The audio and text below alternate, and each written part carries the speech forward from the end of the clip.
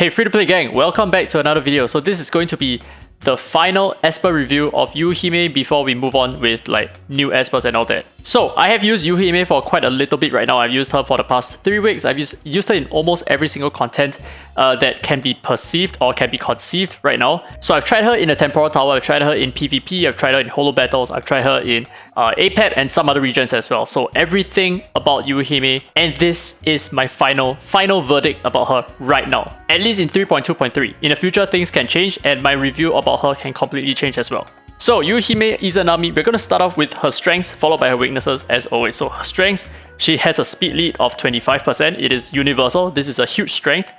She has a big S3 AoE nuke and she has really good typing for PvP, and she does not need ability mons for her skills to work. So she has no need for ability mons aside from increasing the damage output that she does, which is really good. So that means that you do not need to invest a lot into her for her to be effective. And in fact, I should add one more strength over here, which is she is simply put an R0 Esper, which is super rare.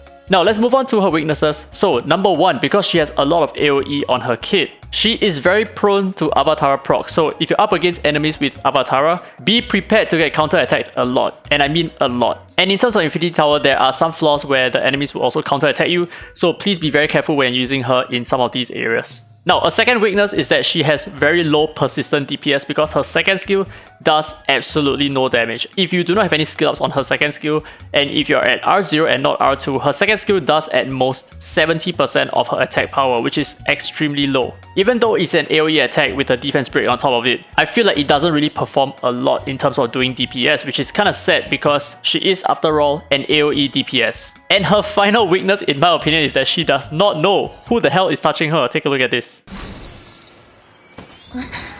Who's touching me?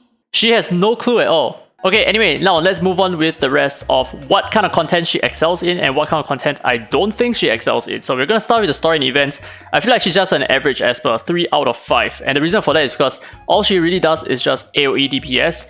And the reason why she's an average Esper and not like just a normal Esper or even weaker than average is because of her speed lead. So her speed lead is still quite helpful, but aside from that, her AoE DPS is okay, but she is just strictly AoE DPS, and she's not quite the same as using the twins, for example, which carries a lot more in their kit for the story. Now next up, Sonic Rift. She is an absolute 1 out of 5. She is absolutely useless in the Sonic Miracles, or the Sonic Rift. Let me show you why. So we are currently on Sonic Rift 12, which is the highest difficulty, which is honestly not that difficult. And I have her built pretty well. I have her built for my APEP speedrun, so her DPS output is going to be good enough. So we're going to blast through the first wave most of the time. Okay, most of the time. Okay, see that when we use our second skill, we sometimes do not do a lot of damage. And in fact, most of the time we do not do enough damage to kill off the entire wave, which means we're going to take a lot of turns to complete the difficulty 12 over here, which is not good. So since we already have a Mona, there is very little reason why she's going to be good in this particular content. Now on the other hand, she's really good in the Cube Miracle. I do use her in my Cube Miracle runs, and she is very powerful in that regard because she reduces the HP cap of all enemies at the start, and then you start cleaving everything super fast. And the speed lead is also very helpful. Now next up, in all the Sonic Miracles, she's going to be a 1 out of 5, and even for Flow Runner as well, who has the lifesteal effect. And she does carry disease on her kit, but the thing is, because of her typing, she is Inferno type, she's not going to be very consistent in this regard. So yeah, 1 everywhere. Now next up for Ritual Miracles, she's going to be a 1 in every single thing except for APEP. And now the reason why I put her as a 4 out of 5 and not a 5 out of 5 for APEP is simply because all she really strives in is helping your team get faster runs. She does not help you with the consistency, but on top of that, even though she excels in making your team fast, she is also not going to give you a very fast run because her third skill actually hits twice, and that is a big problem if you want to use her to speedrun APEP and not make APEP counter-attack too early. Now moving on to the Desolate Lens, she is absolutely useless everywhere. I've tried her in Shadowfire as well. I do not recommend her whatsoever. She is completely trash in the Desolate Lens. Now moving on to Sentinel Hunt, because she has disease, she's going to be slightly below average for Ferbeter. And she really don't perform all that much in Ferbeter in terms of her single target nuke as well. She is quite useless. And in Counter Sonica, obviously she don't have a lot of multi-hits. And in Dark Starlord, she's honestly very, very weak.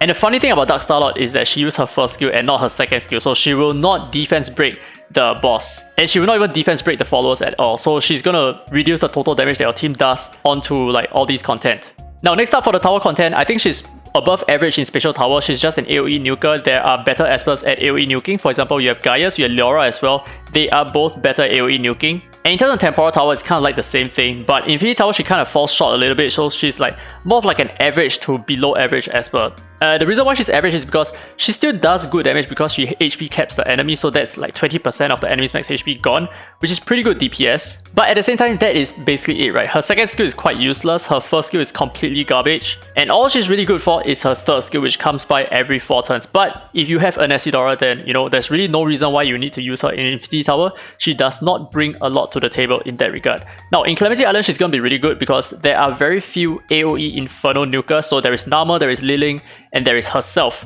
But I think amongst these 3, she's probably going to be the easiest to use, and on top of that, she also carries a speed lead, which is quite useful. But for the most part, I think the main selling point is that she extends buffs on herself, which makes her really good with when used with Anki Chai, for example. So in the Calamity Island, she is going to be an excellent choice. But the thing is, I do still feel like Embla is going to be miles ahead of her in terms of AoE nuking.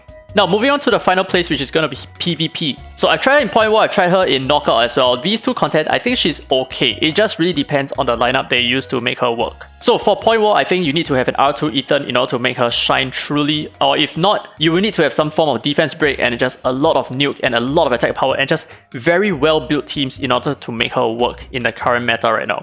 Now the same is true for Knockout. I think she's really good, and the best part about Knockout is that you can put her in your team 2, and it's going to be very difficult for the enemies to predict whether or not they can speed cleave your team 2, because it's going to be very difficult for them to defeat your team 1 and then somehow allow their team 2 to, you know, outspeed you and then spam all their skills, for example. So in a Knockout, I think she's actually pretty good, and it's in between a 4 and a 5 out of 5 in my opinion. I think I would actually... Okay, to be fair, I think I'll put her at 5 out of 5 for the Knockout. I think she really excels in the Knockout.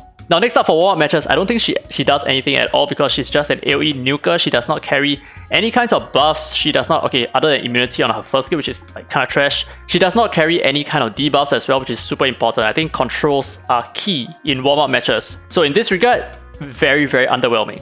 Now next up we have Holo Battle, and she's above average because of the leader buff that she has. We've talked about it, she enables you to run like an Una's comp, so to speak. So you can run her as attack lead, you can run a Dahlia as well, you can run another nuker. So she's above average, but she's not 5 out of 5 because sometimes it is extremely difficult for you to cleave enemy defenses. And those defenses that you can cleave with such a lineup with, like, let's say Gaius, Yuuhime, and Dahlia, those defenses are actually very weak defenses. They are not going to be end game defenses. So she's not going to be a 5 out of 5. So all in all, the Esper rating that I'm going to give her in this regard is going to be a B. Obviously, you can tweak all of these depending on what you need. If you care more about story, for example, you can select story, and this would also adjust the score accordingly. But for the most part, these are all the settings that I care more about. So in terms of the things that I care about, she is going to be rated a B. Now this is a low rating than what I put forth in the recent Esper tier list that I put out. And the reason for that is because in that Esper tier list, that was not a finalized figure for her. That was just a preliminary rating before finalizing my decision about her actual rating. So all in all, I do feel like she is in between a high B or a low A. So I think just to be nice, I will put her at a low A right now.